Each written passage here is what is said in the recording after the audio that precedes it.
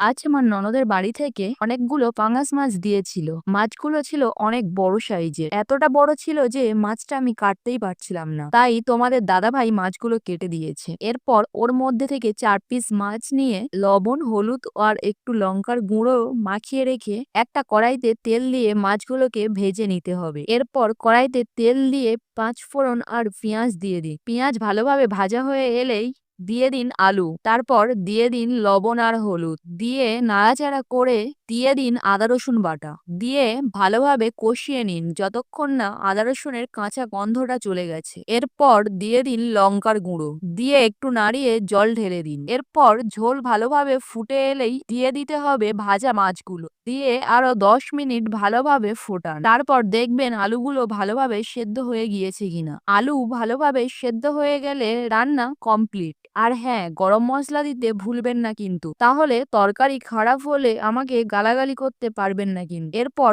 তরকারি লাবিয়ে গরম গরম ভাতের সাথে পরিবেশন করুন। আর আমার মতন দুপুরবেলা পাঙাশ মাছের ঝোল দিয়ে জমিয়ে খাওয়া দাওয়া করুন। আর আমার ভিডিও যদি ভালো লেগে থাকে তাহলে লাইক, কমেন্ট ও সাবস্ক্রাইব করে যেতে ভুলবেন না যেন।